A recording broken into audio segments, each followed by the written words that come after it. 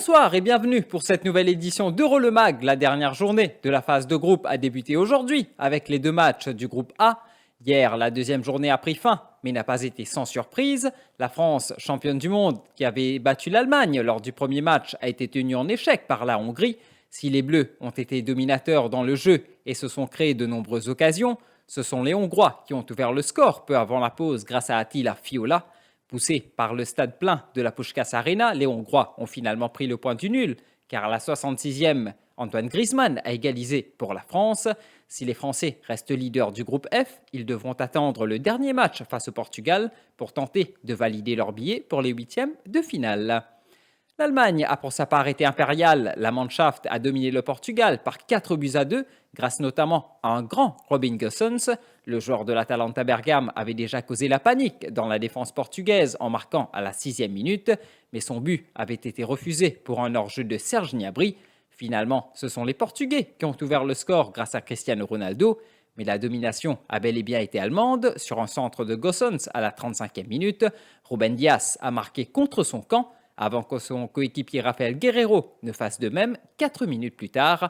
En deuxième période, Gosens a servi Kai Havertz pour la balle du 3-1 à la 51e minute, avant que le pivot gauche ne marque lui-même sur un centre de Joshua Kimmich à la 60e.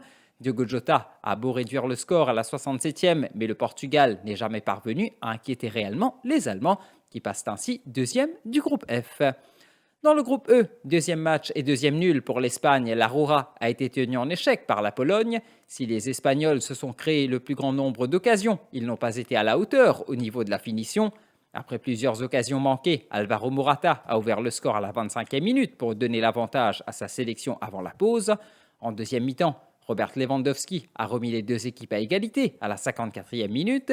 4 minutes plus tard toutefois, l'Espagne a eu l'occasion de repasser devant, mais Gerard Moreno a vu son pénalty être repoussé par le gardien polonais dans les pieds de Morata, mais ce dernier a envoyé le ballon dans les gradins.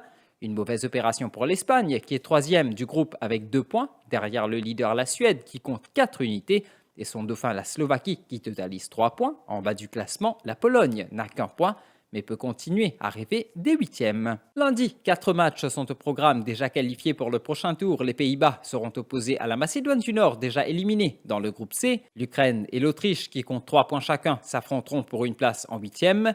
Ces deux rencontres débuteront à 20h. Le coup d'envoi des deux matchs du groupe B seront donnés à 23h. La Belgique, déjà qualifiée, aura comme adversaire la Finlande, troisième avec 3 points et qui est en quête de son billet pour le prochain tour.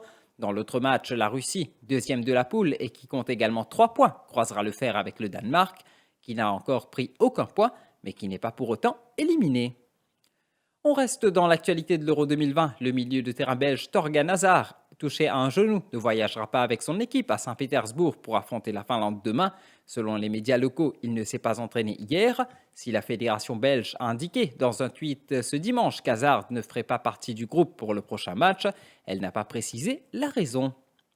Hier, lors de la rencontre entre la Hongrie et la France, plusieurs personnes ont entendu des cris de singe en provenance du virage des ultra-hongrois, a révélé le média français L'Équipe. Des personnes présentes au stade, dont les photographes en bord de terrain, ont signalé les faits. Des cris ont été entendus lorsque Paul Pogba et N'Golo Kanté touchaient le ballon. Des cris inaudibles à la télévision, mais que plusieurs photographes ont dit avoir entendus à la Puskás Arena. Avant la rencontre, l'UEFA et la police craignaient d'ailleurs des débordements racistes. Lors du match entre la Hongrie et le Portugal, quelques supporters avaient signalé des chants homophobes dans les tribunes. Et pépite du Pogoń Szczecin, le milieu polonais Kasper Kozłowski a fait son entrée en jeu à la 55e minute contre l'Espagne hier pour devenir le plus jeune joueur de tous les temps à participer à l'Euro à 17 ans et 246 jours. Il a effacé le record très récent de l'Anglais Jude Bellingham qui avait joué à 17 ans et 349 jours contre la Croatie, c'était le 13 juin. Avant ces deux joueurs, le précédent record appartenait au Néerlandais Jetro Willems, qui avait lui joué un match à 18 ans et 71 jours, c'était à l'Euro 2012. Euro le Mag, c'est terminé pour aujourd'hui, mais rendez-vous dès demain pour une nouvelle édition.